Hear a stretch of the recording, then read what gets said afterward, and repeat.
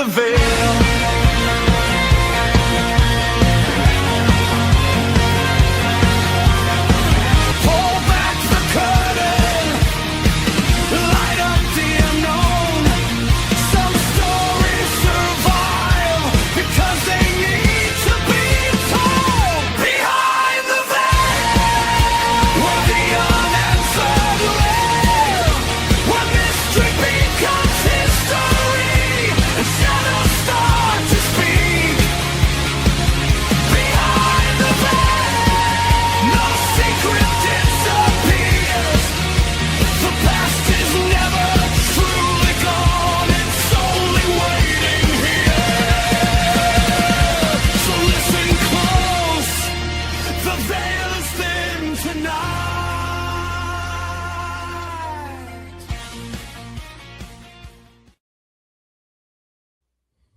It's 4 o'clock in Los Angeles.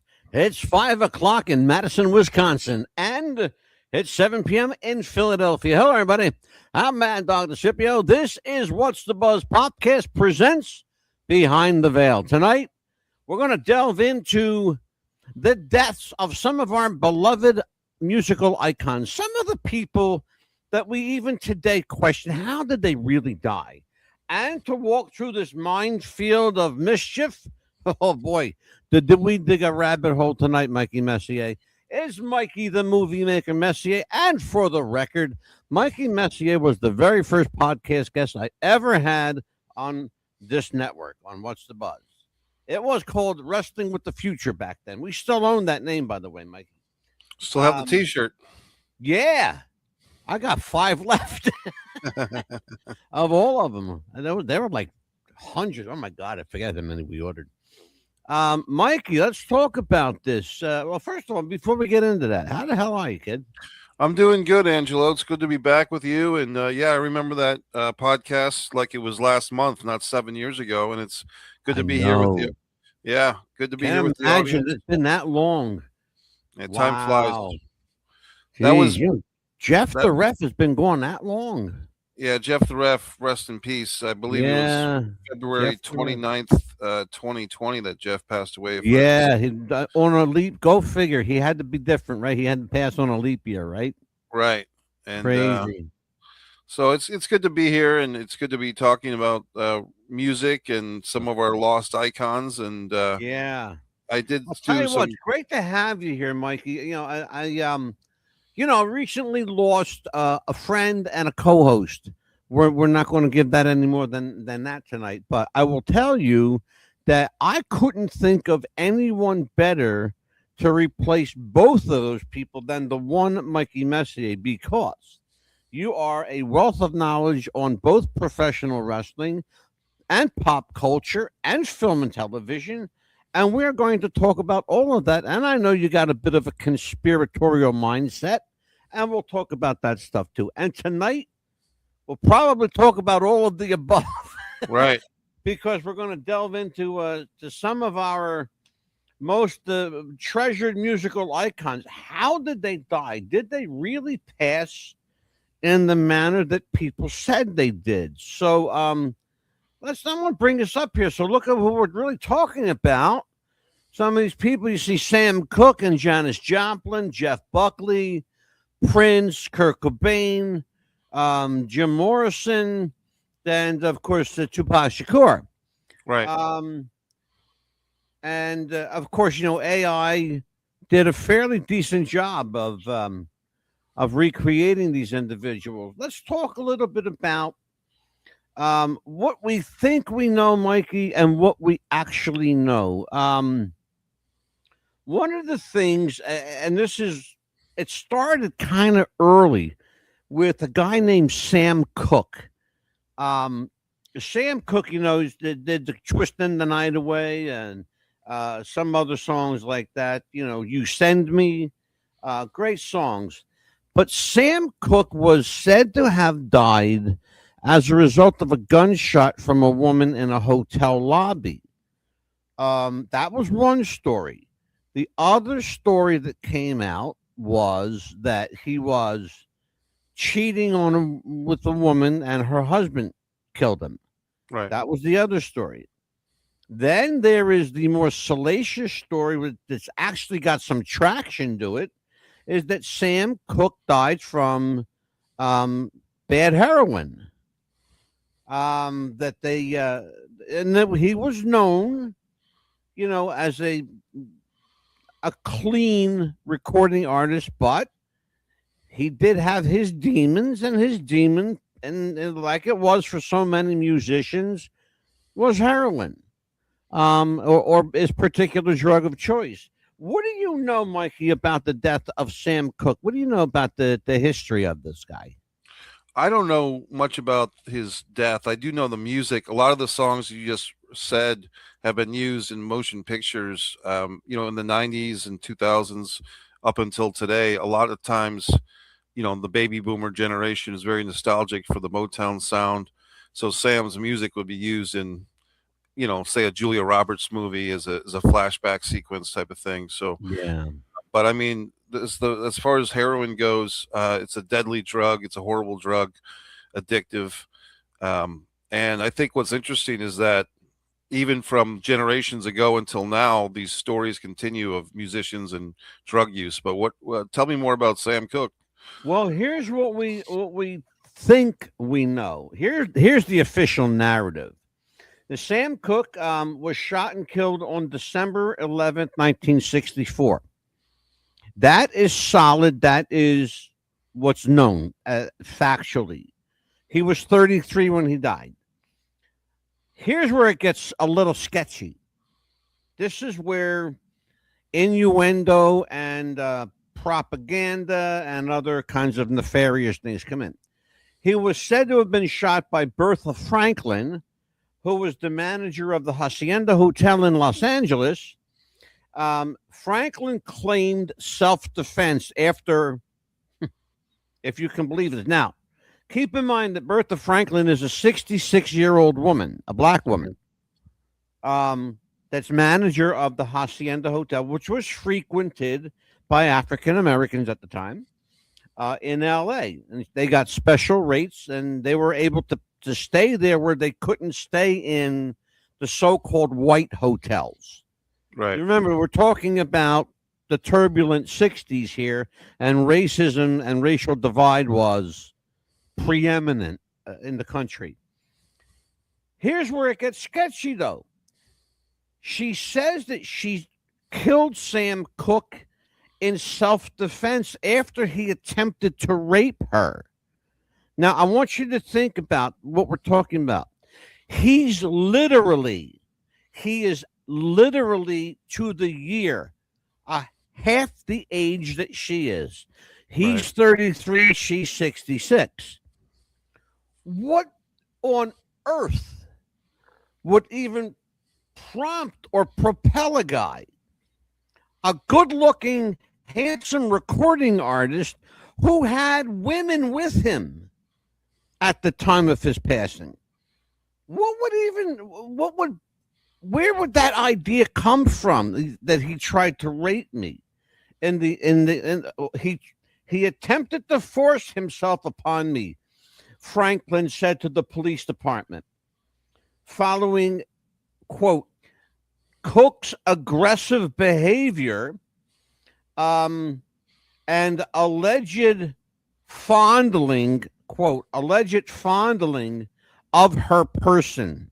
This is all quotes. It's on the police report. You can't make this shit up. I tell people the truth. I swear to you guys, the truth is far more ridiculous, in some cases, far more nefarious than anything you can make up. Right. Okay. Again, here you go. There's another one. Cooke was shot by a jealous lover, the husband of a woman he was having an affair with. All right, that was another one. Here's another one. Another attempted rape of a young woman named Elsa Boyer at the same motel. And allegedly, the same woman we spoke of before, Bertha Franklin, shot Cooke in defense of Erica Boyer. Well, now, which is it, Miss Franklin? Right. Did he force himself on you, or was he attempting to force himself on Miss Elisa Boyer? And the attempted rape of a young woman, unquote, named Elisa Boyer at the same motel. Well, which is it? See, this is where history meets mystery. Yeah. Um, the story of Sam Cooke has to this day, Mikey, never been truly satisfied, not by the elder. By the way, just so you know, his death is still an open investigation even today because murder has no statute of limitations. Here's what they say: the death was officially ruled justifiable homicide, but Cook's family attorney, and supporters have long questioned that account, citing inconsistencies, missing cash and personal items from Cooke, Boyer's questionable background, and the possibility of a quote setup or robbery gone wrong, unquote, involving the motel staff spearheaded by Miss Bertha Franklin, unquote. You can't make this shit up. It's from the official police report.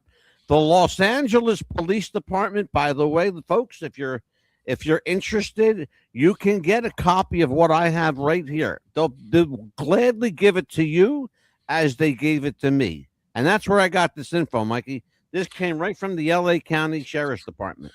Yeah, the word setup came to mind as you were discussing all that, because it seems like the Bertha Fay lady, I'm just speculating. I'm sure other people have speculated the same thing, that she was somehow on the take as either she was coerced or forced or bribed to witness the death of this gentleman, or to say that she saw it. Maybe she didn't even see it. But when you throw in the rape allegations, that's obviously a way to smear a guy's reputation, and he's no longer there to defend himself. And this took place in the 1960s. Is that right, Angelo? 1964, Mikey. So in fact, December the 11th, 1964. Yeah, there's no internet. There's no sleuths at home doing research. There's no unsolved mysteries to come on the site and file a report. So definitely it's a situation where the police, their official word is going to stand pretty much undisputed. So people can have their disputes and their concerns. The family, obviously, of Sam are going to dispute this story, but there's really not much that can be done, apparently. Interesting that you say that, because, and I want to ask you a question. Remember something here. And this is the uniqueness of the Sam Cooke death investigation. Here's the unique part. Everyone we're talking about here is African American. Right. How much do you think that played a role in I'm going to be careful how I say this, in how much attention was given to Sam Cooke's death investigation from the police? Do you think they saw, well, this is, a black matter. Right. We're not going to get our hands dirty. You remember, racial overtones were like really heavy. In 1964, look at what happened. You had John F. Kennedy die just the year before, in 63. Lyndon Johnson is now the president. He signs the Civil Rights Bill of 1964, which not a lot of people were happy about. It gave African Americans pretty much full rights, full citizenship rights, and it really did. Do you think that Sam Cooke's death, Mikey, may have been kind of side swiped or ushered under the rug as a way of just kind of not having to deal with it? Yeah, what comes to my mind, Angelo, is one of two extremes, which is the way that humans often think is in extremes. But it seems like either the police were behind it, like the police might have manipulated the scene, or like you're saying here, they could have had less of an interest in solving the case, chalking it up to, well, that's a black situation, and he probably deserved it because he was probably aggressive towards this woman. Or so I can see it going one of two ways. Either the police, were on the take from somebody Mhm. and manipulated the situation, similar in theory to like a JFK conspiracy, or Yeah. they like you were saying. Also, the other choice would be hands off. This is a black thing. We're not getting involved. We're not going to worry about it. We have Sally and Mrs. White in the suburbs to protect. Let's get Yeah. back to work. Right. And you know what? I'm more inclined, and I thought about this a long time because this is not the first time I've covered this. Yeah. And on another program where I was asked to give my opinions on this, I really, to be honest with you, I didn't really deviate too much from what you said. Right. But having you say that and me hearing it, I think to myself, even now, I wonder how much the police were complicit in kind of like either, because you remember Sam Cooke was an outspoken guy on social issues Right. and wasn't shy about it. And I'm wondering, was there complicit by the police or was because it seems to me, Mikey, and this is just where my head goes, it seems to me like the centerpiece of the Sam Cooke story, if you want to call it that, the centerpiece to me is Bertha Franklin, the hotel manager. Right. She seems to be like the ground zero of this case because she brings forth an allegation. Then she's so-called defending a woman who brings an allegation. So how much time did Sam Cooke really have? Let's be honest about it. How much time did Sam Cooke really have to rape anybody? There were people around.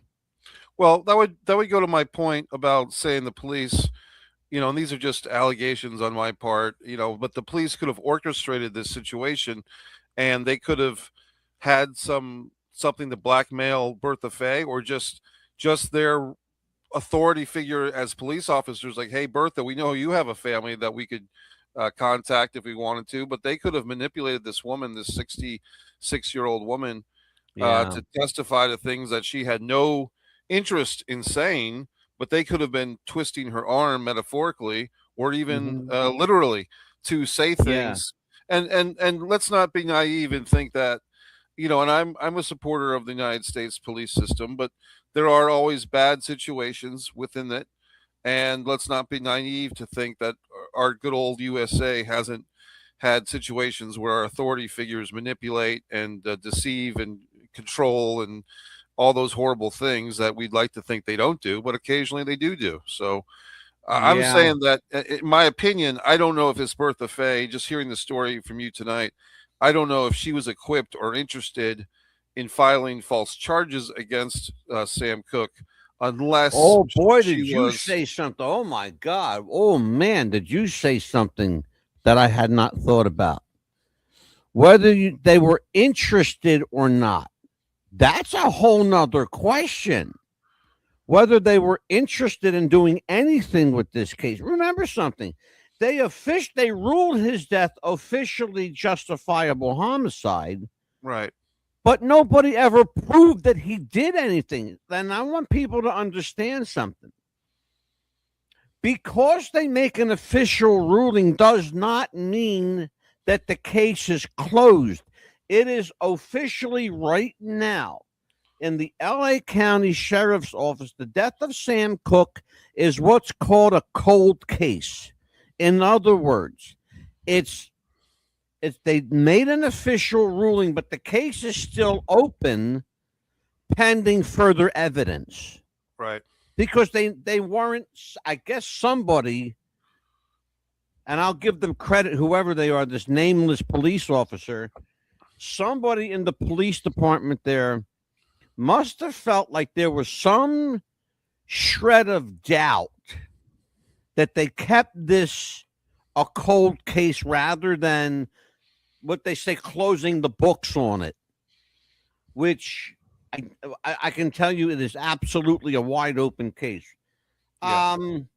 Mikey, Jim Morrison, a name we've heard a lot about Yes. in the annals of music. Talk to me about Jim Morrison, brother.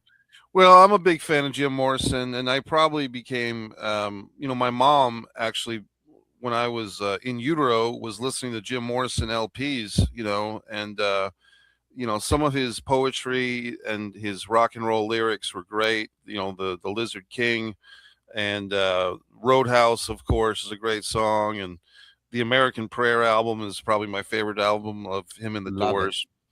And Jim, um, it's an artist that if you listen to his music, especially in your early 20s, for several generations, people have discovered the Doors and discovered Jim Morrison.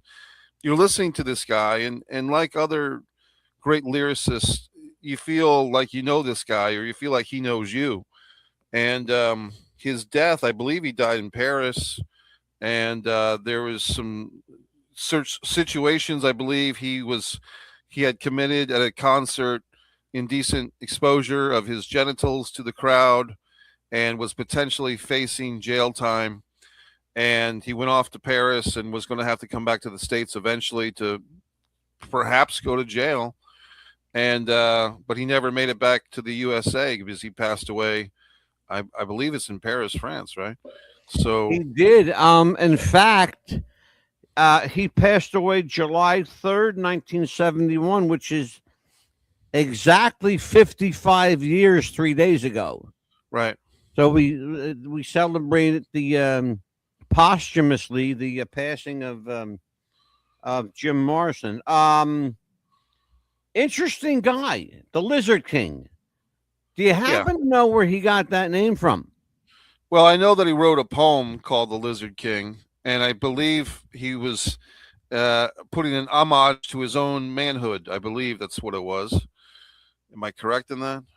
You The are. lizard. He You was are. as a That little is footnote. absolutely true, Mikey. I was born in the same town, Arlington, Virginia, as Jim Morrison, and our birth dates are 3 days apart. He was born on December 8th. I was born on December 5th. Yes. I have that written down on my calendar too, Mikey Messier's birthday. Yeah. Because I believe it coincides with the Beatles release of what was it, the White Album? Sounds about right. Well, John Lennon was assassinated on December 7th, and then Right. so a lot of things happened. Pearl Harbor Day, obviously, December 7th. Yeah. You're right in the middle of it too, Messier. All the fun.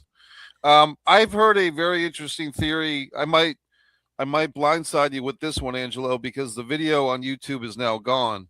But there was several videos several years ago about celebrity repackages and or repackaging, and these were conspiracies saying that Bill Hicks and I believe Alex Jones.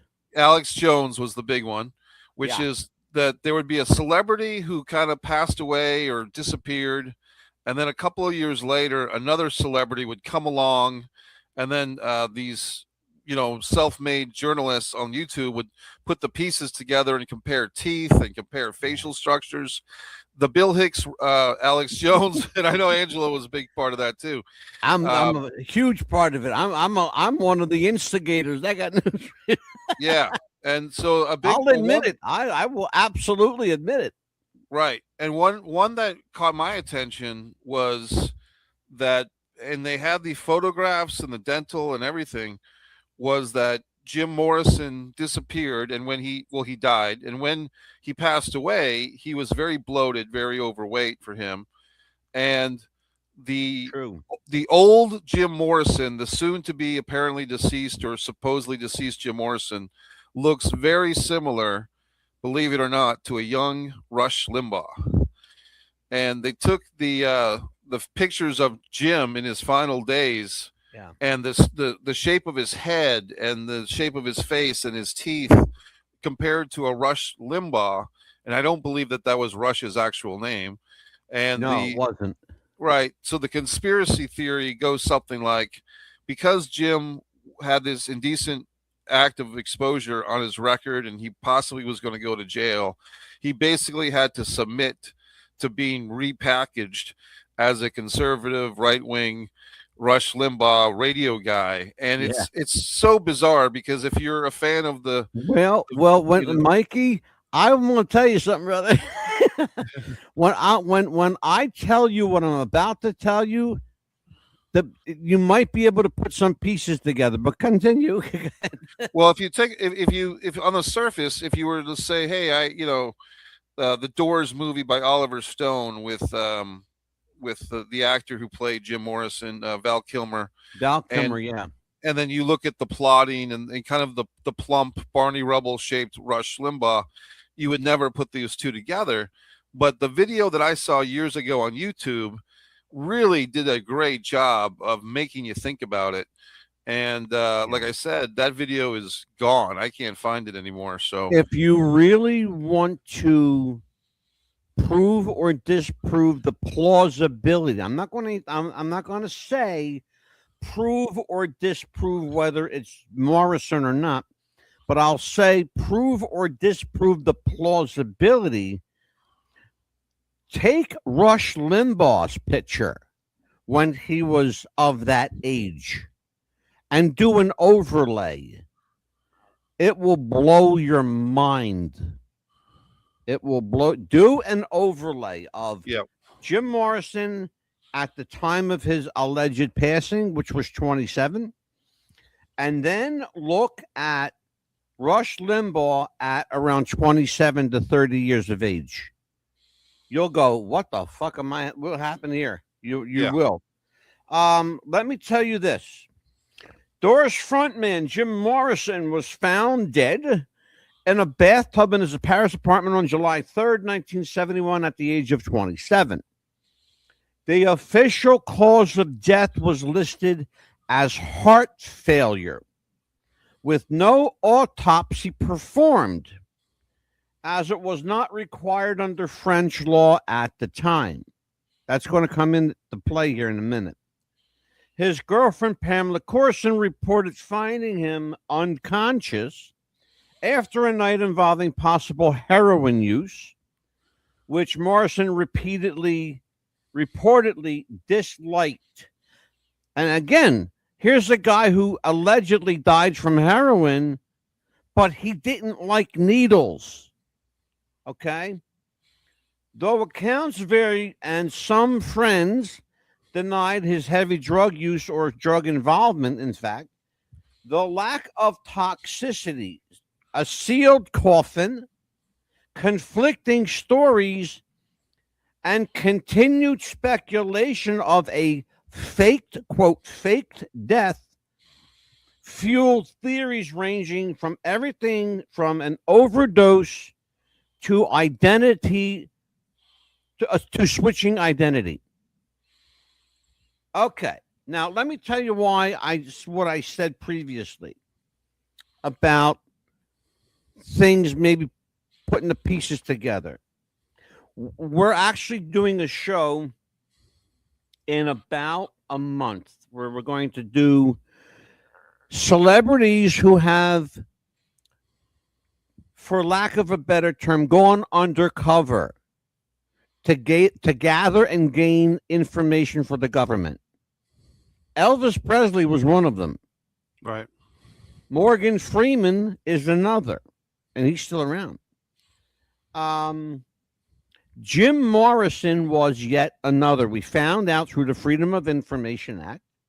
The Lizard King was a name given to Jim Morrison from his father, who was the head of Operation Lizard King. What was Operation Lizard King? Operation Lizard King was an infiltration attempt to assassinate Fidel Castro. pre-Kennedy assassination. We're talking 1961-62, when Castro was really gaining a foothold in Cuba. And here comes this young American president named Kennedy who wants to double down on it. Well, the way he went about doubling down on it may have been part and parcel as to what got his head blown off. On that, among other things, that he was making. John F. Kennedy wasn't making a lot of friends. Let's put it that way, Mikey. Right. But Jim Morrison's father, who was a high-ranking colonel, did have some stroke, and he had a considerable amount of Pentagon buddies. We'll say that he had a lot of friends in the Pentagon. Let's put it that way. They came to him. So the story in the paperwork reads is that Morrison's father says to his son Jim, "Son, I need you to help your country. Here's how I want you to help your country. You just do this, and dear old dad will take care of everything for you." Right. Okay. So his girlfriend, Pamela Corson, the name we just mentioned, she was a CIA asset. That's documented. We know that now for certain. We also believe with 99% certainty that so too was Jim Morrison himself, a CIA asset. We know that he gathered information not only on government officials, gathered dossiers on criminal elements, and returned them to his father. He gathered information, we know this, on the Beatles, on Elvis Presley.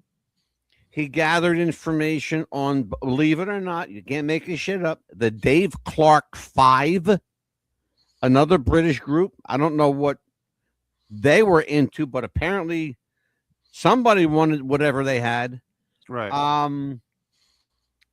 And so the information he gathered was very broad, Mikey, very wide ranging. It everything from gathering info on Castro, infiltrating different bands, having his kind of like of having his fingers everywhere.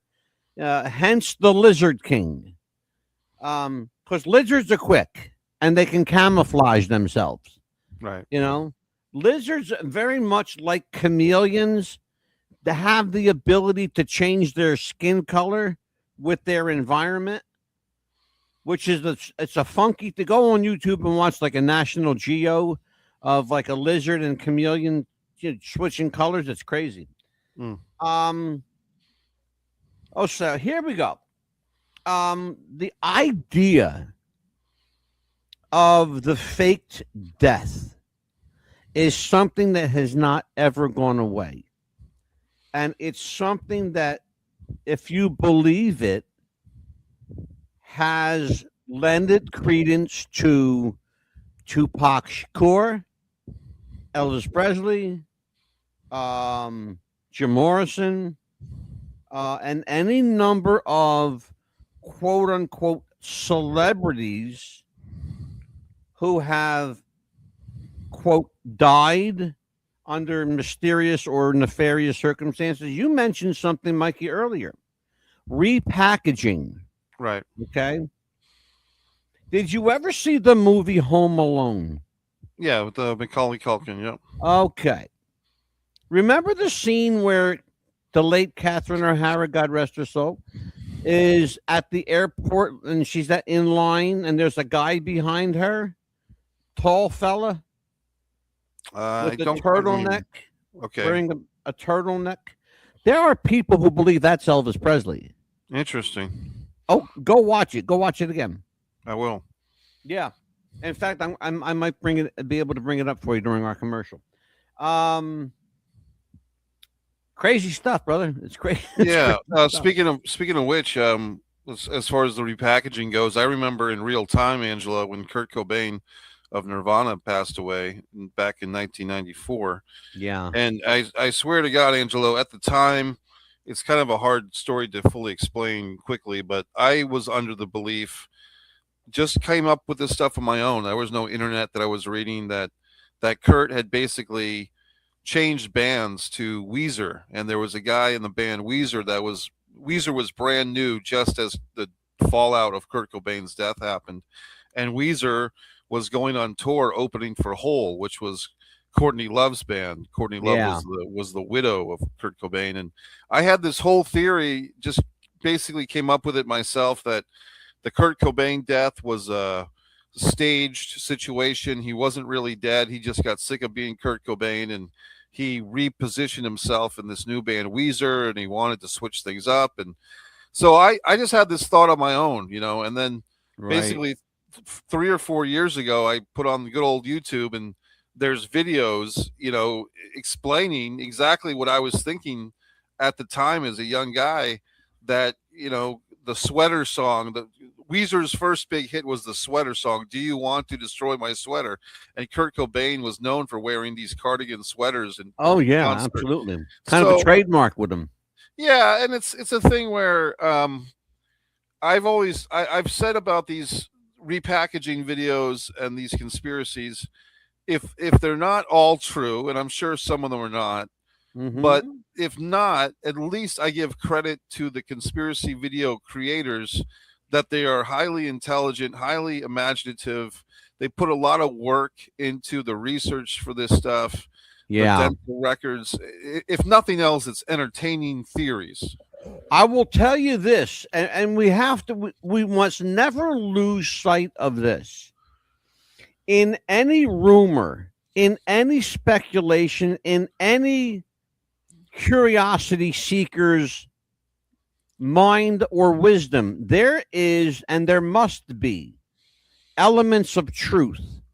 Our job as the conspiracy kook is to try to A, dissect it, B, make sense of it, and C, try to prove the point we're trying to make. I will attempt to do that right now with you, Mikey. Take a look at this. All right. Oh On the wow. left is Elvis Presley. Yeah. On the right is unknown actor. And that's what how he's built, unknown actor. Okay? If you look at Elvis, especially in the last concert he ever did, Right. where he was heavy set. Now remember, this is 1981. Elvis passes in 1977, allegedly. Allegedly. Well, Okay. Home Alone came out in 91, I think. 90 or 91. Home Alone. Did it? Yeah, it was from the early 90s, not the early 80s. Really? Yeah. Well, let me see. I got to check that one out. I remember it distinctly. When did Home Alone come out? It had to be 1990 or 91. It was 1990. Yep. Okay, so they gave the wrong date. All right, so they gave the wrong date. They're saying 1981. So that's clearly wrong. So we can kibosh that one. But it is compelling nonetheless that if you look at this guy, Right. he does the facial structures there, the hairline is there. He just kind of looks. It's makes you think about it anyway, for sure. Well, there was a novel that came out in the late 80s. I believe it was called "Is Elvis Alive?" or "Is Elvis Still Alive?" And the woman went on national television. I On the had her on my show, Mikey, Gail Brewer Giorgio. Yeah, yeah. I So I had mean, her on here. yeah. So The I mean, guy, I want to tell you something funny about that. It's because first of all, she was paid a ton of money to make this shit up. okay, To the point, and I'll tell you who paid her. The late Shelby Singleton, a music producer, legendary music producer in Nashville. Shelby Singleton paid this woman an ungodly amount of money to write this book about a so-called superstar who fakes his death and comes back as a masked singer named Orion, Right. to the point where they actually had a talent search for an Elvis sound alike. And they found one not far from Tennessee, in fact, in Atlanta, Georgia, a guy named Jimmy Ellis. Jimmy Orion Ellis became Orion with the mask and everything. People didn't know this, but Jimmy Ellis made his first television appearance in 1968 on the Grand Ole Opry, doing an Elvis song. Right. Right. But they said, "You'll never make it. You sound too much like Elvis." And his career stalled at that moment. Right. 1978 comes along, 77, 78 comes along, and all of a sudden, oh, Jimmy Ellis is reborn. And that was the name of his first album, Reborn. And you can still buy it. Yeah. Go on Spotify. You can listen to the whole album. Right. Jimmy Ellis, Reborn. Okay, well, here's the thing.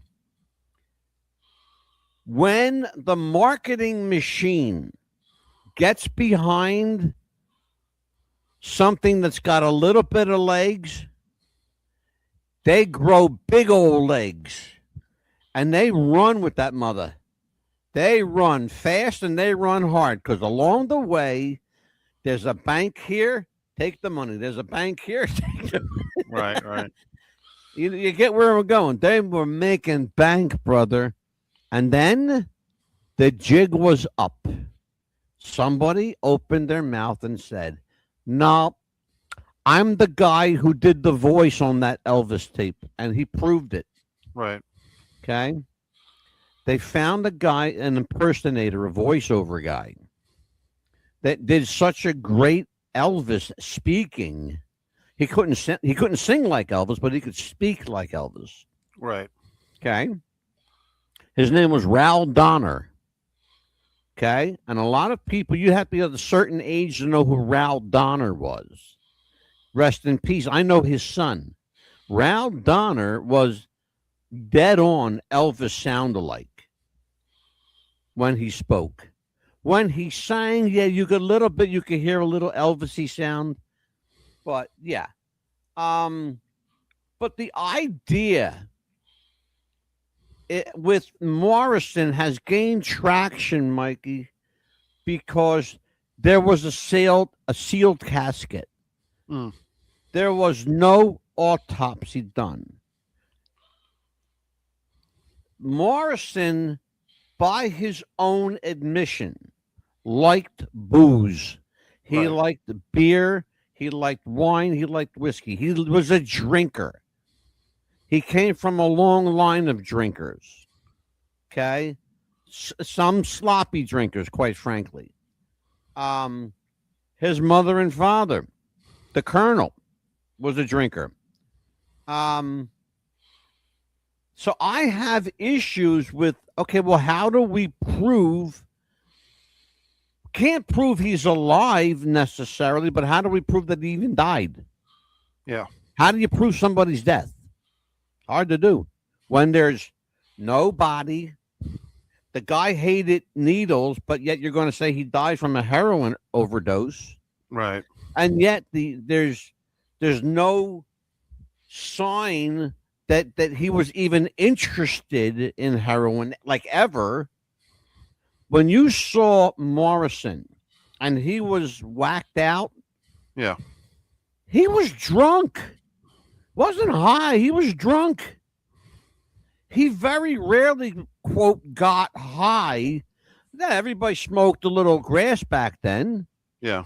You know, now you could buy grass in your local dispensary because it's legal where I live. Right. You know, you go out and buy what you want. Here's the thing, Mike. I got to have your input on this because Sure. this is something that we can do an entire show just on Jim Morrison. In fact, we're going to do an entire show on Kurt Cobain. Good. I have one of the investigating officers are going to be on that show. Nice. So much he believed so much that this was a setup that he quit his job with the Seattle Police Department Wow.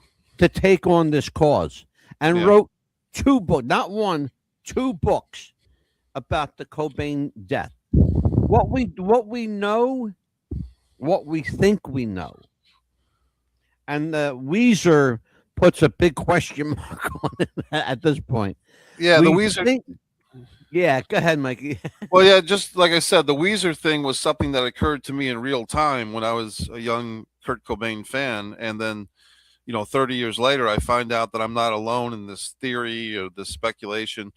The suicide note of Kurt Cobain with the two different signature styles, addressing Jim Morrison, and a lot of it is, and I'll say this, Angelo, a lot of some people might be wondering, well, why does it matter? Why do people care? It's these rock and roll people. A lot of times, in my opinion, the masses live vicariously through them. There's a lot of the term rock star. I mean, there's something to it where Yeah, people, that power, the sexuality, the being some would say a Christ figure, like Jim Morrison was seen as a Christ figure in the Oliver Stone film. But people having that ability, I'm going to sing a song, and 20,000 people are going to reach into their pocket and pull out. In the old days, it would be a cigarette lighter. Today, it would be a smartphone flashlight. yeah, But the ability, why do people care? It's because there's that. I guess I call it a power. A power element, a shaman element. I think there's other cases. We could go down a whole hip hop history of Aaliyah, who I believe passed away in a helicopter accident, if I'm not mistaken. And yeah, you mentioned Tupac, and of course Biggie and Tupac dying within months of each other of a hip hop feud, East Coast West Coast. yeah. There's the 27 Club, which I know you've talked about before, Angelo. Just so many mysterious deaths of these performers, and it's fascinating, really. Here's the interesting thing about this. Whenever a high profile celebrity passes, the first thing, because you can't gain immediate information. Police always, it seems, they have that info first. Right. But once the proverbial dust settles and you're able to gain access, the first people that you want to talk to are the people who knew him the best: his family, his friends, people that hung out with him on a daily basis. And here's the interesting thing here. Though accounts vary, his friends denied heavy drug involvement, the lack of toxicity, a sealed casket, and conflicting stories have fueled theories ranging from an overdose or conspiracy to even a faked death. This is 1971 we're talking about. Right. Okay? We're only a few years removed from Janis Joplin, Jimi Hendrix, all of these people, Jeff Buckley, all of these people dying from apparently the same kind of death.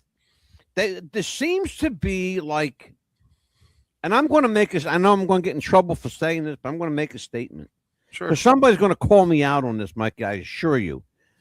It seems to me that 68, 69, 70, 71, if you were a rock star, didn't matter who you were, from 68 to 71, it didn't matter who the hell you were. You were a heroin addict. That was the big drug, purportedly, heroin. Right. From 68 to, they all apparently overdosed from heroin.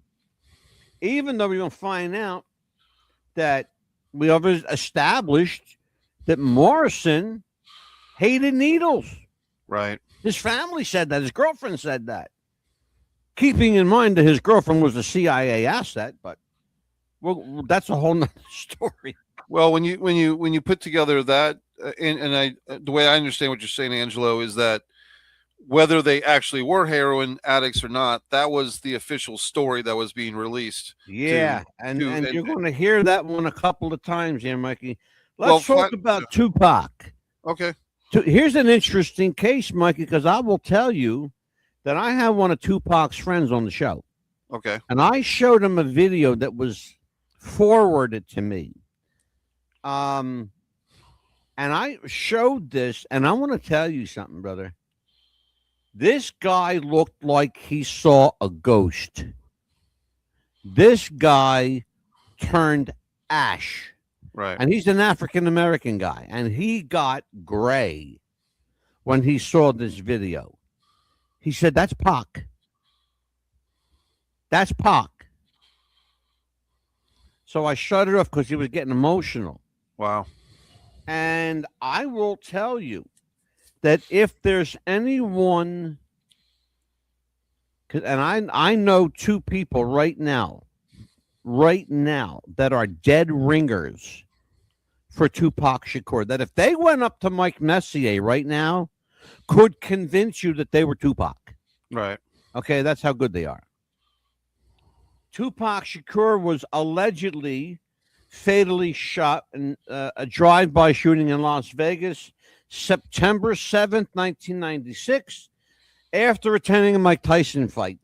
He died 6 days later in the hospital at the age of, now here's another thing, at the age of 25/27. Depends on what birth date you want to believe.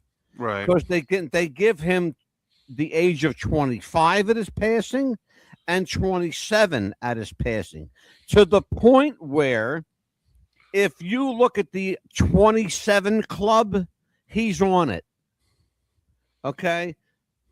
I happen to believe that based on the information that I was able to gather, that he was more close to 25 or 26 than 27. I think he wasn't. I don't believe he was 27. right, So, but him being on the 27 club, I don't know about all that. Here's the thing, and this is where things get sketchy with Tupac. The attack has been widely linked to the East Coast, West Coast, as you said previously, the rap rivalry and gang affiliations with said rivalries with Orlando Anderson, a Crip, a member of the Crip gang. The Crips and the Bloods right, have had a long, long history, and they are national clubs. They're in pretty much everywhere you can go. There's a Crips and a Blood chapter somewhere. They have been long suspected. A suspect was arrested decades later. Persistent conspiracy theories claim involvement by Suge Knight, by Sean P. Diddy Combs, and others who had, quote, deeply seated financial and rival motives, unquote, or that Tupac, here you go, Mikey, you're going to hear it again, Tupac faked his death inspired by his, quote, Machiavelli alias, right, and is still alive, fueled by posthumous releases and alleged sightings. Now, I will tell you, and again, I'm going to get in trouble for saying this, but I'm going to give a shit. Because this is behind the veil where mystery becomes history. If you were to say to me, Angelo, you believe that Tupac Shakur is dead? No, I do not. I don't believe he's dead.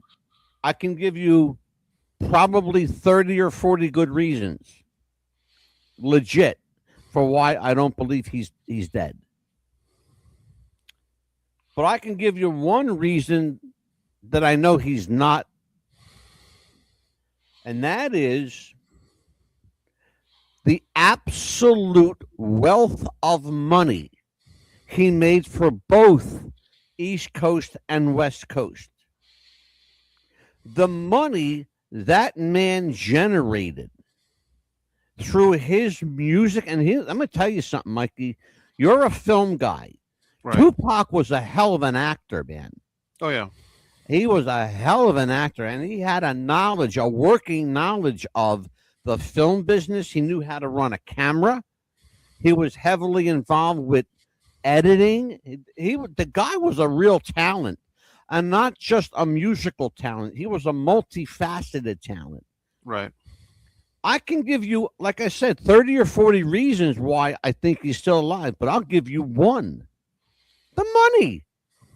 Follow the money. What are your thoughts on this? Because I mean, this is just the top of it. There's Yeah, more to go here. I'd love to see that video that you showed the friend of Tupac's. I'd love to see Yeah, that. I will send it to you. Thank you. Mhm. I was a Tupac fan, and I mean, he was a guy that was in the middle of all these controversies. He had been to jail at least once or twice. Um, he was a lightning rod. I mean, he was Yeah, everywhere he went. It seemed like, especially in his final several months of living, he would just go and record tons and tons of lyrics, almost as a premonition that he wouldn't be able to do that in the near future through death or through whatever. yeah, Is I guess the real question for me, and you say that he's alive because of the money, follow the money. He's even in death, he's still generating money. I remember 10 or 12 years ago, Angelo, there was a graphic or a hologram of Tupac that they put on stage, and people reacted very mixed to that because some people found it offensive or even scary or even satanic that they would have something that looked so close to reality. yeah. My I guess my question to you is, why would Tupac be able to generate more money dead than if he were still alive and just walking around being a living Tupac who went from 25, 26 to now? He would be about 53 or 54 at this point, where he with if he is with us, he would be that age. Why do you think he would be better? Why would he agree to go underground, so to speak, or undercover in the guise of death rather than just living the life of an aging artist?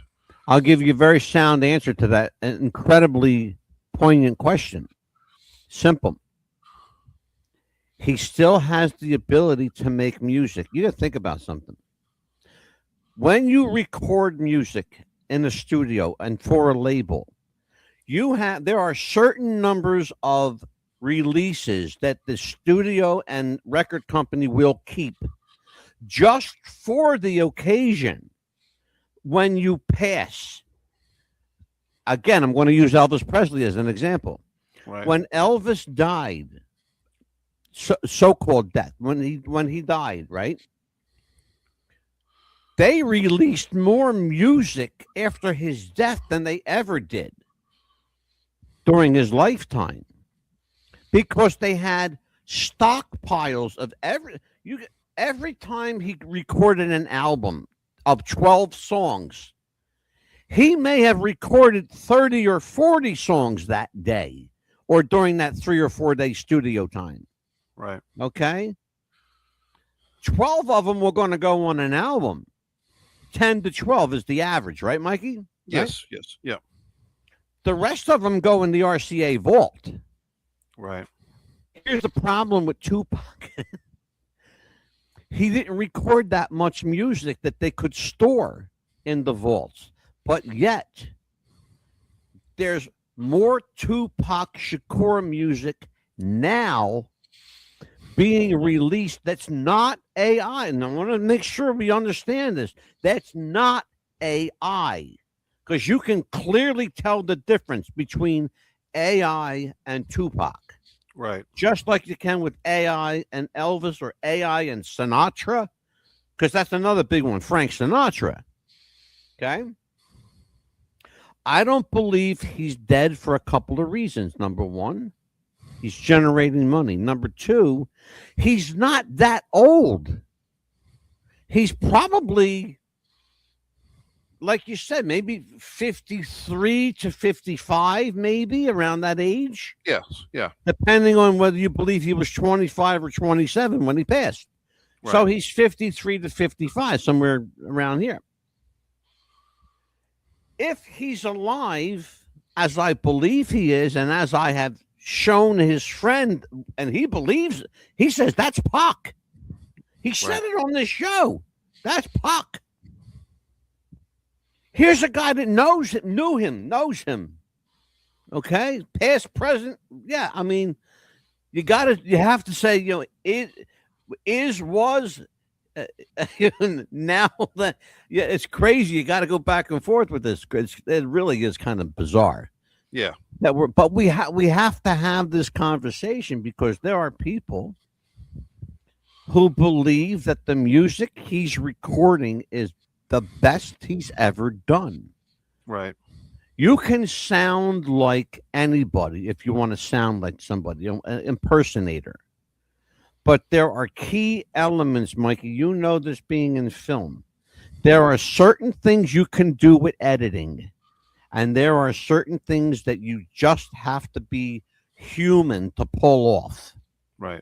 Okay? Everybody's voice has a pattern, it's got a cadence. There's a certain ambiance to someone's voice. Okay? Some things you can't fake. There are some things you can't fake. You can get close, but technology and the human ear are always going to dime you out. Right. That's why I think he recorded under the name Machiavelli even while he was Tupac. This Well, is factual. Yeah. No, I had the Machiavelli album, the first one, the 7 Day Yeah. Theory. So I mean, it would lend itself. Leon Barfield, one of our watchers, has some interesting opinions here. Oh, yeah. Angelo. Oh, yeah. Well, Two, wait till we do the Charlie Kirk show. I got news for you, brother. Oh, yeah, Tupac and many others are alive and are in the. Yes. And I'm going to tell you something. There's heavy evidence to support what Leon says, particularly with Tupac, because he was about to name names when he so-called died. You remember something too. There's something a lot of people didn't catch. His friend caught this. Check this out. At the Mike Tyson fight, he goes in with Suge Knight. Okay, him and Suge. right, They go in. They're dressed a certain way. Okay? Yeah. When they come out, Suge is still dressed the same way. Tupac's not. He's got different clothes on. He's got way different clothes on. I was like, well, where did he change? The fight just got out. There's a rush of people right, leaving the casino showroom where the fight was, right?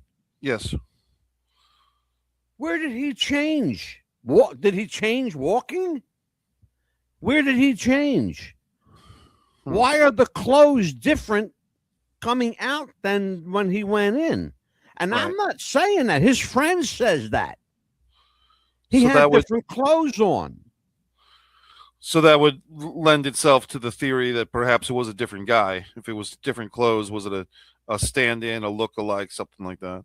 Well, and I just said to you about 10 minutes ago, I know two guys that are the dead ringers from, like splitting images. Okay. Yeah, Charlie Kirk is alive. We're going to do that show. I got some info on Charlie Kirk that I wasn't ready to share tonight, and I'm not going to, but we will do the Charlie Kirk show. And it's Yeah. going to be about a 4 or 5 parter. wow, Here's one for you, Mikey. sure. What do you know about Jeff Buckley? I know about the father. It was the father and son, and they both passed away young. Is that correct? Yes. So the son, there was actually a documentary film, Angelo. It wasn't, I think it was last summer of 2025, that I went to the movie theater and I watched this documentary about the son and his short-lived, phenomenal but short-lived career, because he died at such a young age. So Yeah.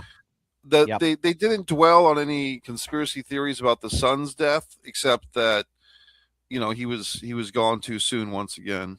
Let me tell everybody a little bit about Jeff Buckley. Jeff Buckley died at the age of 30 on May 29th, 1977, in what was reported as an accidental drowning in the Wolf River Harbor, and a tributary to the Mississippi. In other words, like an artery Right. of the Mississippi River near Memphis, Tennessee.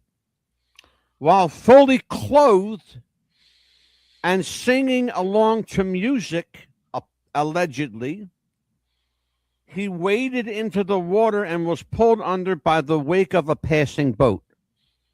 His body was found 3 days later. An autopsy found only a minimal amount of alcohol in his system. No drugs were found in his system. Foul play and suicide were ruled out. It was ruled an accidental drowning despite the fact that zero water was in his lungs. Zero. His death came just as he was preparing, listen to this one, preparing to record a second album after the success of his first album called Grace. Now, couple of things about Jeff Buckley. All right.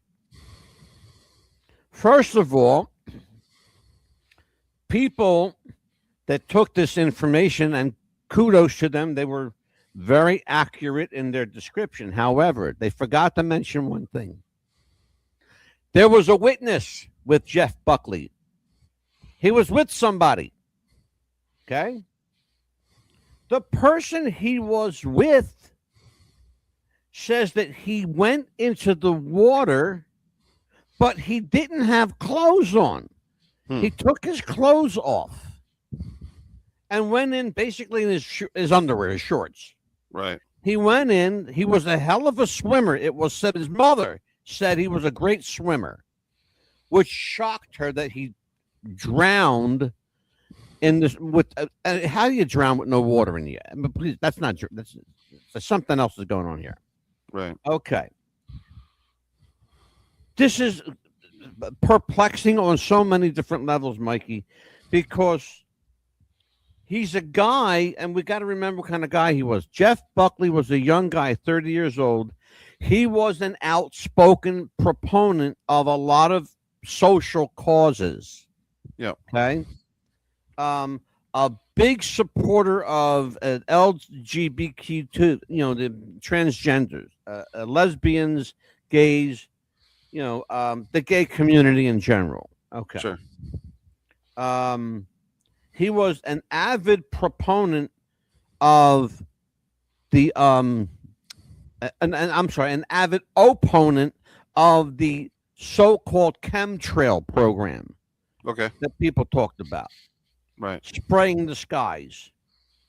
The other thing that he was a supporter of is the legalization of certain non-narcotic drugs. He was in support of legalized marijuana.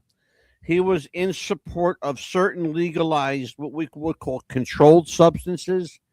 I don't know if I would support this kind of movement, but there are people who would,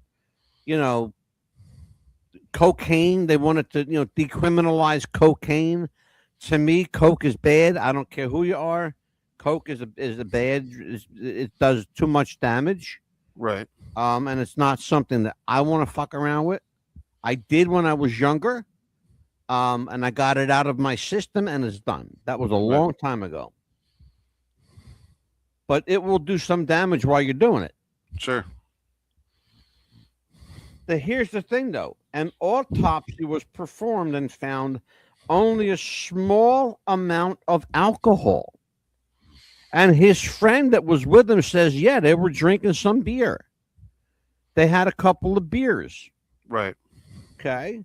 Not enough to one beer is going to impair you to you're incoherent. You don't know where you are. Sure. You don't know that you're in the Mississippi River swimming. Right.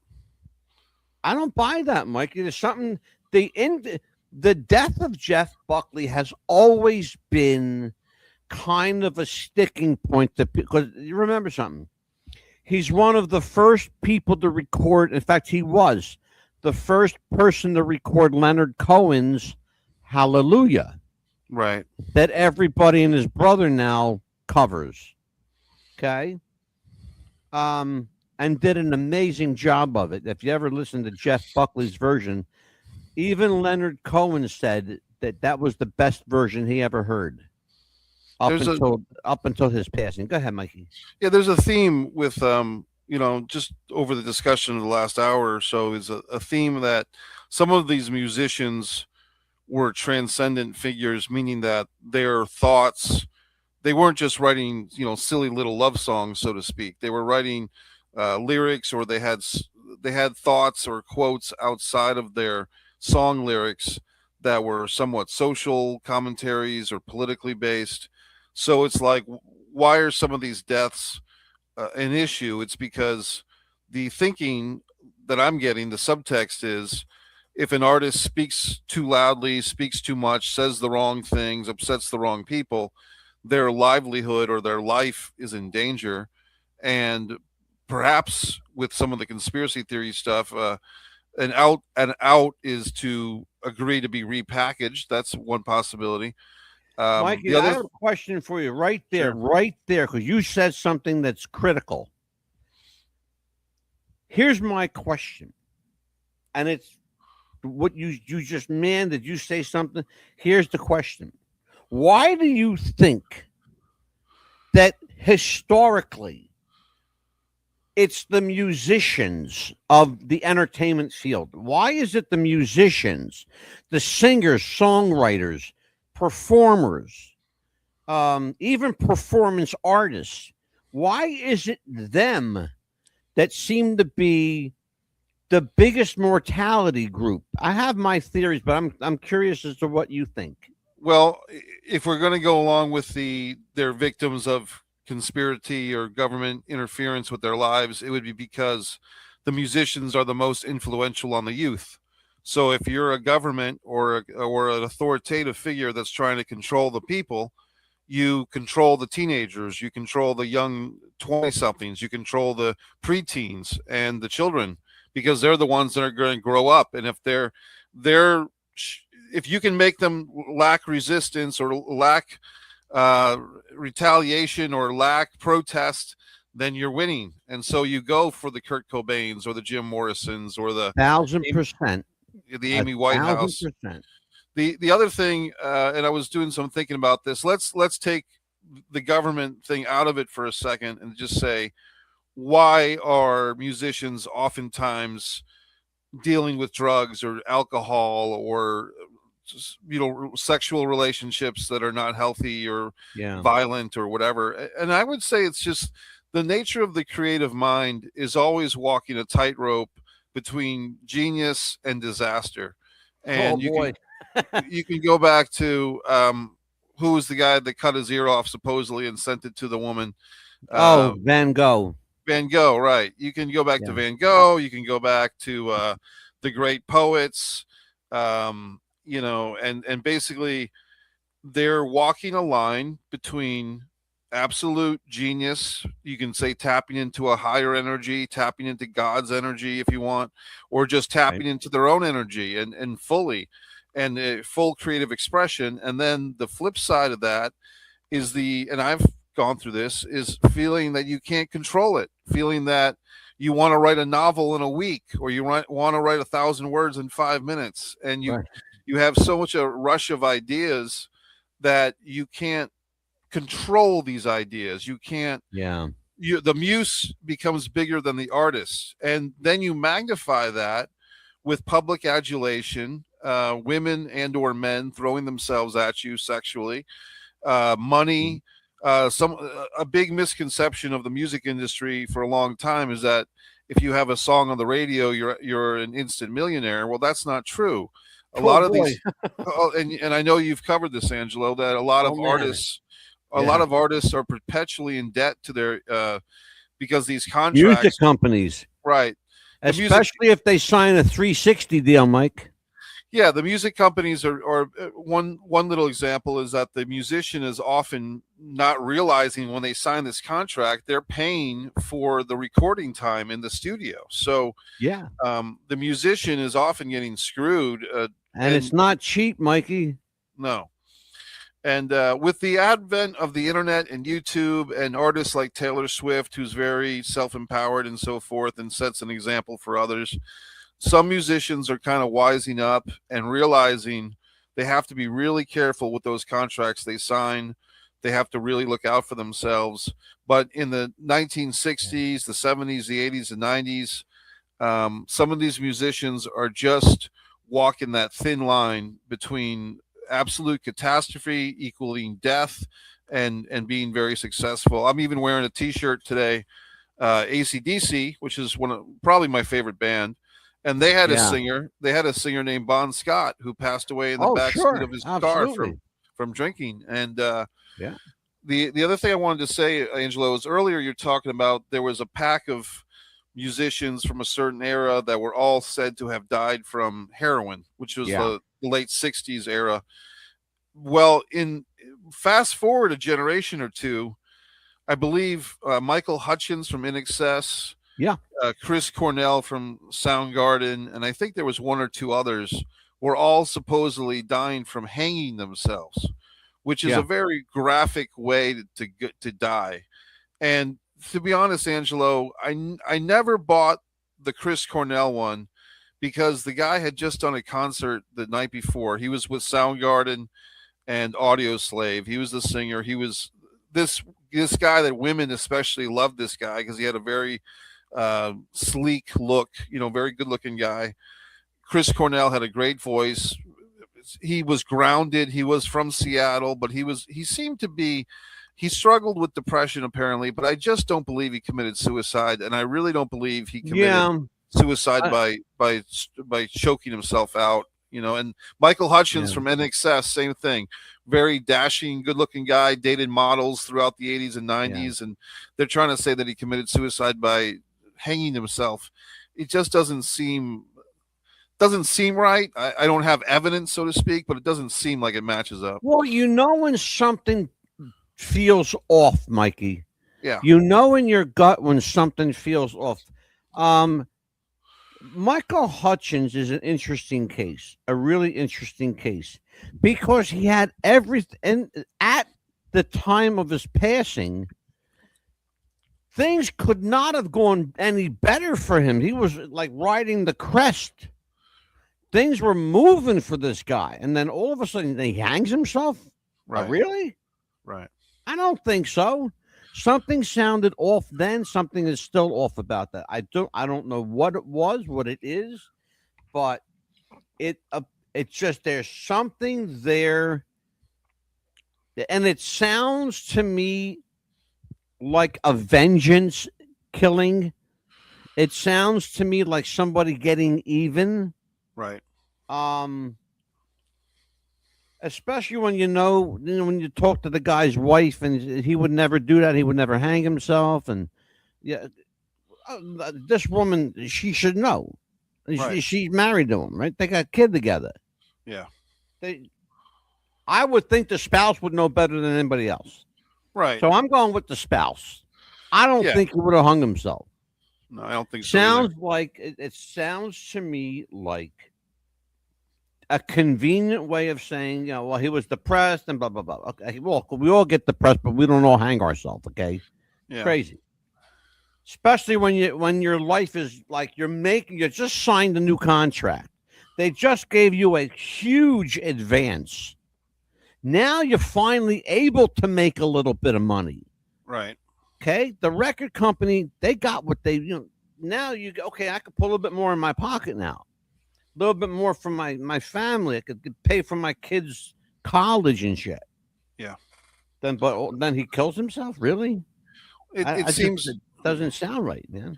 Yeah, it seems like if we were to go with once again the conspiratorial government or authoritative figure wiping some of these people out, it seems like some of the deaths even are positioned in embarrassing ways. I mean, I think, if I'm not mistaken, Angelo, Michael Hutchins in particular was said to be self-pleasuring himself and hanging himself at the same time. I believe that's the story that I heard once upon a time. That Although, was the same story, Mikey, and it's funny you say that because I was just today reading about David Carradine and okay, his death the same way. Autoerotica, asphyxiation, right, pleasuring yourself while you were, and basically he died pleasuring himself hanging from a door. right, But if you believe the story, Robin Williams died from hanging from a door. Um, and we know now that's not true. We know that he did commit suicide, but he didn't do it the way people thought. right. He killed himself because his brain was literally shrinking, and he wasn't the same Robin Williams. And his wife just did a big interview with oh god, who did she do? It was with Savannah Guthrie, in fact. Okay, And you want to watch that? It's a really compelling interview. We want to do two more, but there's one in between these two. That's a all real right. short one. Mama Cass Elliott. What do you know about her? About Well, her close to death? I know the infamous ham sandwich story, Yeah, and there you go. so Yeah. once again, that could be the story that was released as a humiliation tactic. Like, let's turn this person's death into a joke. That way, people won't question it. But what more should I know about her death, Angelo? All right. We're going to put the kibosh on that because there was a long running rumor claimed that she choked to death on a ham sandwich. This became widely a tabloid story because she had a ham sandwich that had a couple of bites missing from it next to her on her tray. She was in a hotel room at the time. Right. They were on tour, and the Mamas and the Papas, and she was apparently in her room eating. You have to remember something. She had medical problems, folks. She was a short woman, only 5'1", but she weighed over 300 pounds. She was a big girl. She had serious heart issues. She died from cardiac arrest at the age of 32. She had a history of extreme dieting, weight fluctuations that were all over the scale, and that took a real strain on her heart. She died from cardiac arrest. Tabloid culture in the 1970s was brutal to her, and her weight was constantly used as the narrative. It was only partially responsible. She had a history, as we said, of extreme diet and weight loss, gaining weight, losing weight. If you watched Mama Cass and the Mamas and the Papas, you never knew what Mama Cass you were going to get. Were you going to get the thinner, the slimmed down version, or the portly Mama Cass like we were used to seeing? Mikey, we got two more, and I saved the two best for last. Good. Prince was found unresponsive in his Paisley Park estate in Minnesota on April 21st, 2016, at the age of 57, and apparently died from an accidental overdose of fentanyl. Despite the fact the toxicology revealed no levels of opioids in his system. Right. Okay. Right. Now, let's start with that one, Mikey. Yeah. What do you think? What do you know about? Let's talk about Prince. Because I like Prince. I was a big Prince fan. Yeah, I grew up with listening to Prince's music and the movie Purple Rain, and even now, Angelo, the last couple of years, I go to movies all the time. They re-released Purple Rain and his concert movie back on the big screen, and this guy, so much energy and just a musical guru, and a fine chooser of women. Let's put it that way. I mean, all the women that he was involved with, both professionally and personally, were gorgeous. And so Prince was really a fantastic performer. And I didn't know too much about his death being controversial, except that he was well known in the 90s and the 2000s for fighting the music industry. He really saw into the future, the troubles with, internet and music and how that would work and the changing. And he was really an advocate for musicians taking control of their own careers. He sacrificed his own name, Prince. He was going by the symbol. The artist formerly known as Prince became a punchline for a while. But he was willing to go to fight for artists' rights and for his rights as an artist. And when a lot of people wouldn't, and so the music industry, or musicians more to say, owe a debt of thanks to Prince, living and or dead. And therein is the reason that he was taken out. That's why he was taken out. I believe absolutely what you just stated was the not only part and parcel of the reason, but I believe it was the entire reason. Prince was, especially in the last 3-4 years of his life, was extremely outspoken about artist rights, the ability of artists to keep more of their own money. You got to remember something, and people watching this need to understand that there's something in the music business that almost every artist will sign. It's called a 360 deal. Okay? What a 360 deal does is it gives the record company and the studio power over your name, likeness, some of your music, some of your writing. It gives them writing credits for music that they didn't write. And people will gladly sign that contract. Why? Because it gets you on the label. Right. Okay. That's why young rappers are like dying poor. They're dying poor, Mikey, because they're not getting what they thought they were getting. I just signed me a $4 million contract. Yeah, you just gave $4 million to your record company, you dumb fuck. Right. You just signed your career away. Don't ever sign a 360. You guys watching, don't sign a 360. If you're contact me and I'll set you in the right direction. I got a guy here in Jersey, really good. Here's the thing, Mikey. He was empowering not only the artist, but the prospective artist. He was giving knowledge to young performers. Here's what to do. Here's what not to do. Okay? He was telling them, before you get into this, let me give you some knowledge. Let me smarten you up, as they say in the wrestling business. He was smartening people up to the way it really is in the music business. And people like Tommy Mottola, the former president of Sony Records, who Michael Jackson called out on national TV, called him the devil. Right. On national TV. Okay? When you got a guy that's calling out Clive Davis, who just died like days ago, and Prince was not a fan of Clive Davis at all. At all. Because Clive Davis was one of these guys who made his money on the backs of artists. Right. Yes, he discovered a lot of artists. True. He discovered Whitney Houston. He discovered, a number of people. I forget. There's a list this long. But he also made a shit ton of money off of these people. Here's what I have a problem with.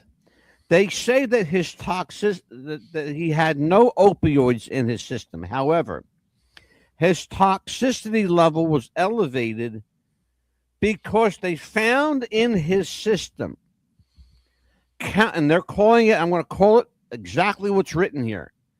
Counterfeit Vicodin pills laced with the drug while managing chronic pain. Understand something if you know anything about Prince. He was a nutritionist, he was a natural health guy. Right. He was a natural food guy. He was a vegetarian. He did not eat meat. He didn't put any crap into his body. I have a real hard time even swallowing, no pun intended, every pun intended, actually. I Yeah. have a problem swallowing the fact that they're saying that he ingested counterfeit Vicodin. Well, first of all, what the fuck is counterfeit Vicodin? Never heard of it. Yeah. That's the first thing. The second thing is a guy who's known to his family and fans as a health guy. Really? That's how you're going to take him out? And I think they did that for a reason, to let you know that he was taken out. Hmm.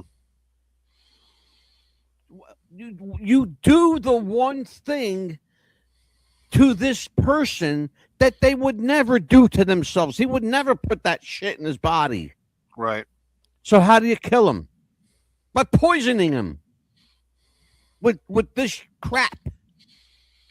It's I don't know, Mikey. What do you think? Well, I think it's once again, you know, controversial in life, controversial in death, and Prince seemed to be a guy, like you said, he seemed to have a lot to live for. If nothing else, art and music. But I think he was married when he passed away, and I think he seemed to be a guy who enjoyed life. Let's put it that way. And Yeah. it's hard to wrap our minds around as far as the pain goes. What exactly was he in pain from? I mean, the guy was not. Well, Was, that's the question. That's an outstanding question. Here's the thing. No evidence suggested that intentional suicide was the goal.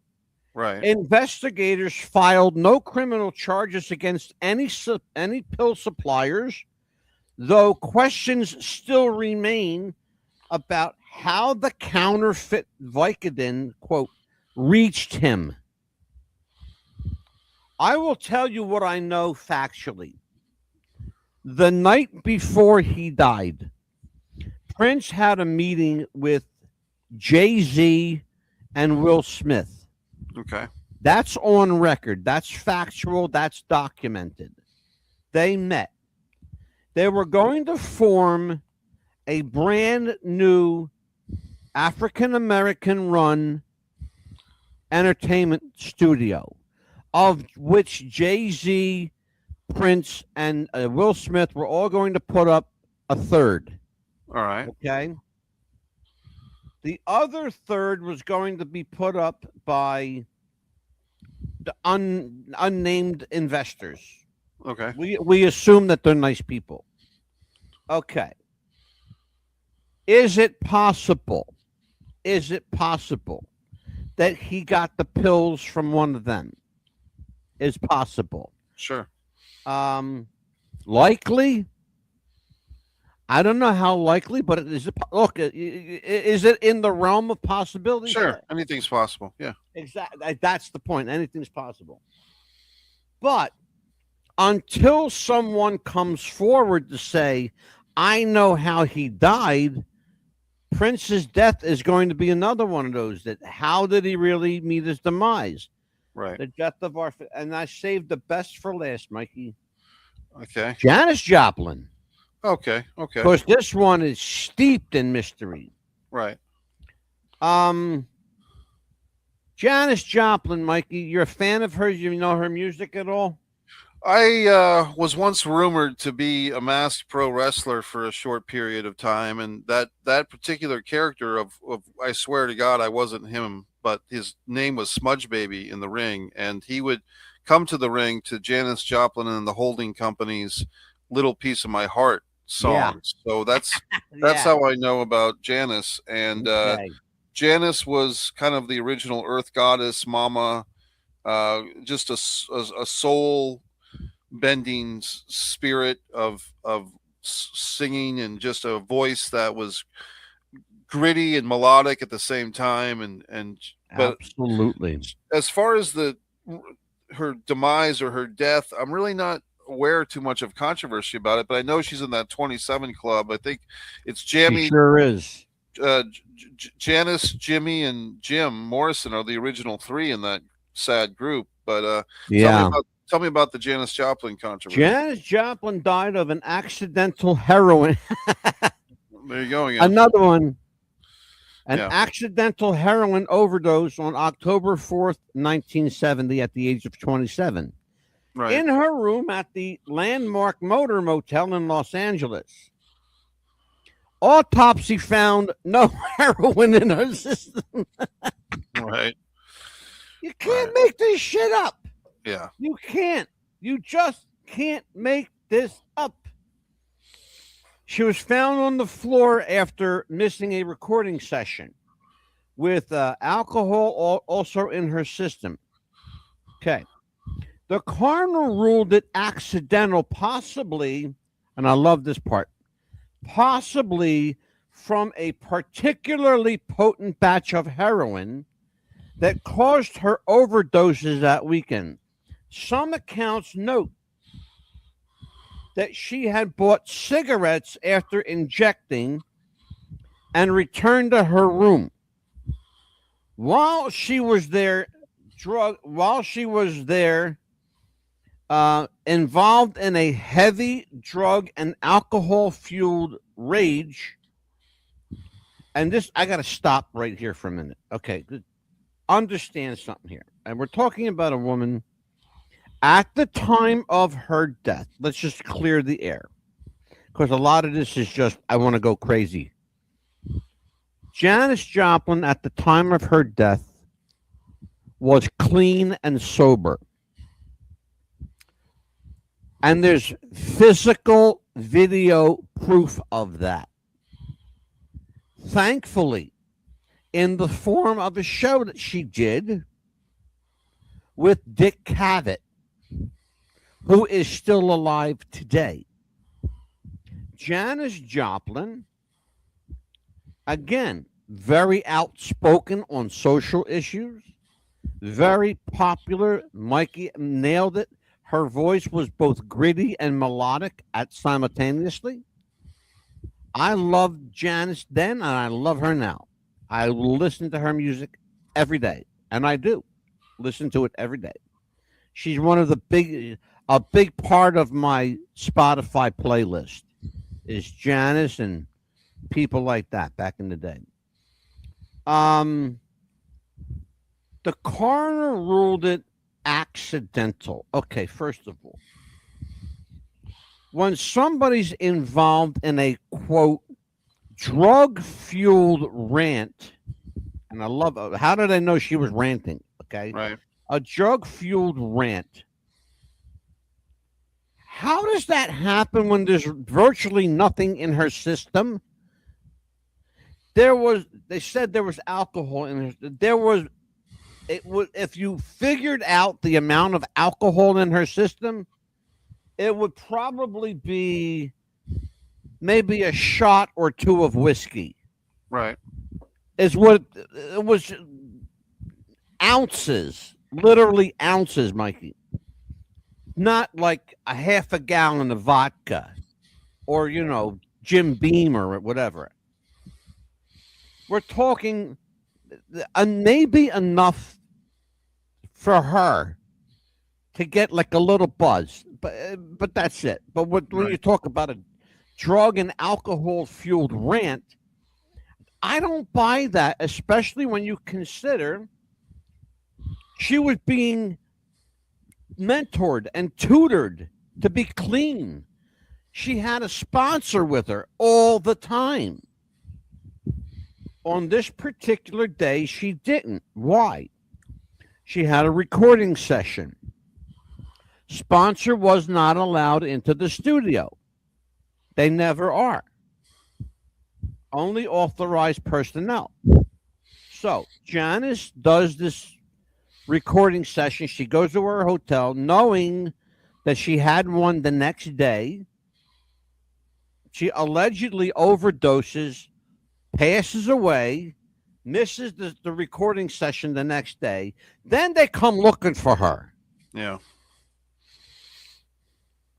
Wouldn't you come looking for her the night before when you made the call to say your session starts at like 6 a.m.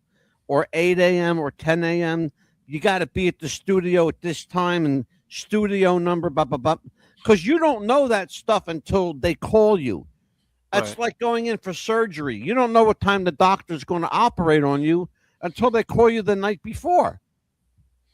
Why? Because you don't know what time the doctor's going to get there. Yeah. That's why.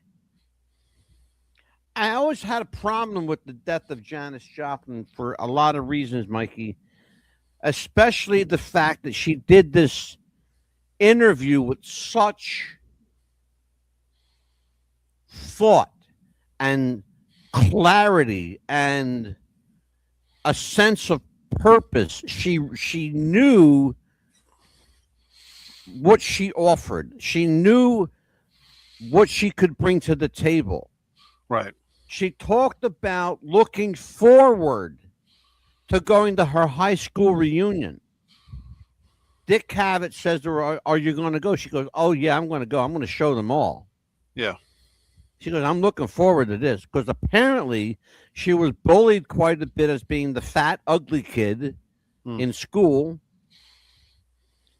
And she, let's be honest about it. She wasn't, a raving beauty. Her beauty, that what made her beautiful was her voice. Sure. Because when she opened her mouth, you forgot about how she looked. Right. Right. You know? Well, it's yeah. And so, yeah, go ahead, Mike, because that's Well- where we're going to close on that one. It's sad, and the way that you feel about Janis is in somewhat of the way I felt about the Chris Cornell suicide by hanging. It's just some of these things just don't feel right, and it's granted we're fans from a distance, whether it's a close distance or a very far distance. But even when the families speak out and the families say this doesn't match up, or their mind was not in a suicidal place, my own personal slant on suicide is that it's such a thing where people really have to be super depressed, and they really have to be bleak in order to pull it off. And it just seems in some of these circumstances that we've talked about, the people weren't there. And even the heavy drug use, like with the Prince story, it seems like it doesn't seem like he was a guy that was ever going there. If anything was going to kill Prince, it would have been losing his name, losing his professional name of Prince, or being mocked by even his fans for the symbol, and if that was going to drive him over the edge, it would have, and it didn't. And here he was, 10, 15 years removed from the height of that stuff. And that's when he dies. And these we didn't even talk about the OG story on this, but you and I have talked about it before with some experts. The Paul McCartney, Paul is dead, but that's a whole other rabbit trail that we've covered before. But this stuff is fascinating. It's sad in a lot of ways. It's tragic, and it's also very highly interesting. That's for sure. Yeah, it sure the hell is. Let me do this real quick, folks. Take a look at this. I got something to sell you. 88.7 WTBR Radio.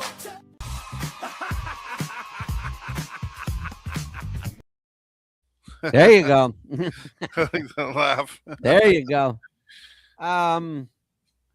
Cups are available. Shirts are available. Just let me know. Hit me up and go to our here we go. Hot damn. Here you go. Here it goes. Go to WTBRradio.podbean.com.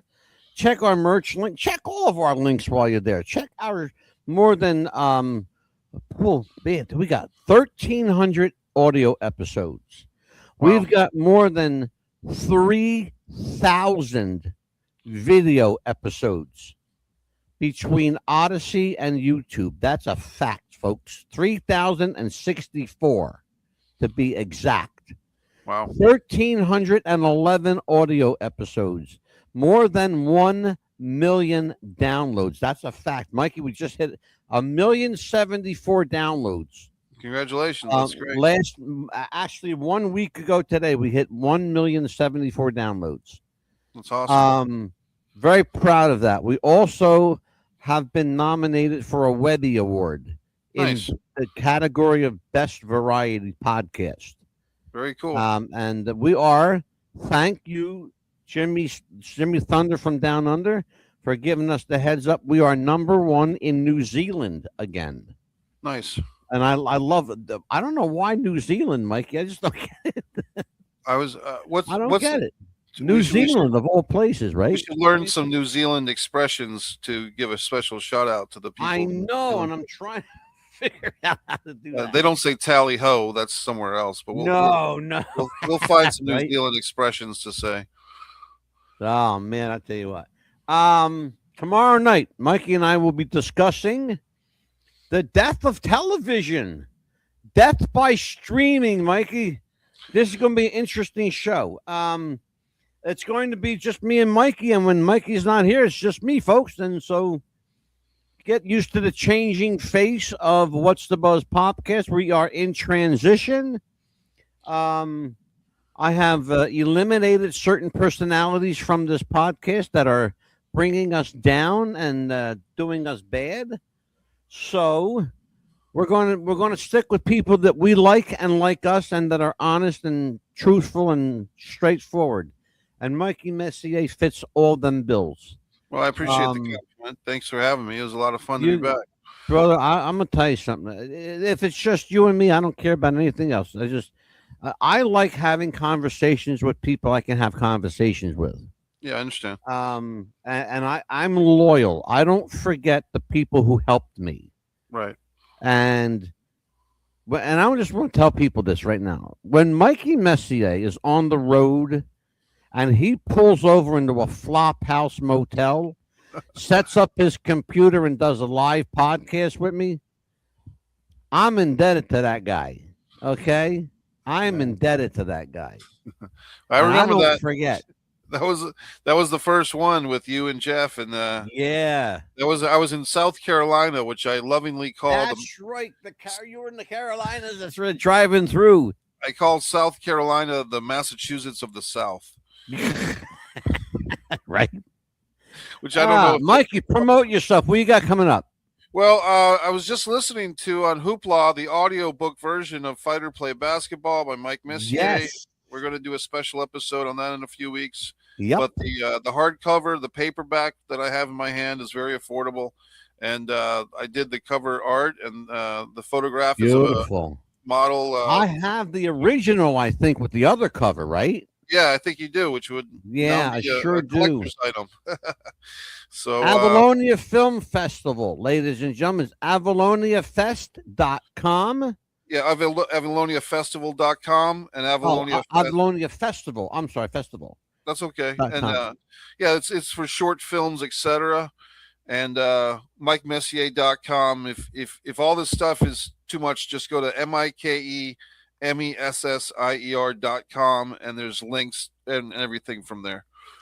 And if you need to reach Mikey, he can be reached at Mikey Messier Movie Maker, right? Mike Messier Movie Maker at gmail.com. At Gmail. Okay. I didn't want to give the wrong at. I was Yahoo or Gmail. No, thank you. At Gmail. Okay.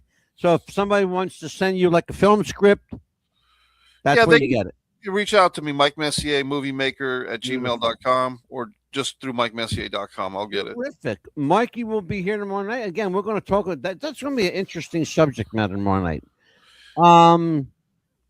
Let's just kind of give them a little preview because we got a couple minutes left here, Mikey. Sure. So is conventional television like dead? Is it dead, or do you think it's like on life support? I think it's on life support, but I think there's some things, like, for instance, one thing that might be a real sign of the death toll would be if the Super Bowl ever fully leaves broadcast television. Like right now, it's typically on Fox or CBS. Yeah. The world, like even this past year, if you're a sports fan of the playoffs, like I am, we get to the NHL and the NBA playoffs, and the finals were both on ABC, over the air, old school. So if you have a Hulu package, or you have a package where you can get ABC, but also I have what's called an HD TV antenna, Yeah. which is like 30 or $40, and you basically hook it up like an old school antenna into the back of your TV, and you can get like 70 or 100 stations from there. It's remarkable, ain't it, Mikey? Yeah, it's cool. I like Technology high is def crazy. TV. Yeah, I mean, you and I can remember the black and white TV era and stuff like that. So I mean, Oh, I sure the hell can. Remember them rabbit ears that used to? yeah. Well, I mean, like I'm telling you, like I think you can see it behind me. Yeah, That's I sure do. an antenna right there for my HD TV that's in my window. Yeah. And I can get really good reception on HD TV to watch the Super Bowl or the NHL or the NBA, or even on the TV would be like the soccer games. You can get them on Fox. So Yep. my point is, I don't think it's dead, but things like streaming, where you have like the Taylor Sheridan shows and on Paramount Plus, and Netflix has so many series, and the birth of the series. I've rewritten my A Distance from Avalon film script into a series script this year, because the streaming series is king now as far as entertainment. People want that opportunity to binge watch a series, and I was very resistant to that, Angelo, for many years. I was like, I'm not going to sign up for Netflix. I'm not going to do this. And now I'm doing it like everybody else, So yeah, it's interesting stuff. It's interesting, and it's kind of fun. I missed the whole Office phenomenon, in the 2005 era, when The Office was the #1 show on TV for comedies. I wasn't watching it, but during the pandemic, I got hooked on The Office, and now I love it, because of binge watching. So it's interesting stuff. Well, it sure is, because I'm going to be part of that streaming in 2027. We're going on Tubi. Congratulations, that's awesome. Thank you so much. We it's funny how things work out. I've been offered shows by A&E, Discovery Channel, and I turned them down because they want who you are and what you do. But as soon as you sign the contract, they want to change everything about you. So I said, no, I don't think. If you want me, this is what you get. One size fits all. Right. And Tubi said, yeah, we'll go with that. Okay. That's cool. There Congratulations. Mikey, thank you for being with us. MikeyMessier.com is where you can reach all things Mike Messier. And I will tell you, folks, that we will be back, Lord willing, and the creek don't rise, like Papa DeCipio always says. Tomorrow's promised to no one, so make today count, folks. Be good to each other. We'll see you tomorrow night, Lord willing. Take care. Bye-bye.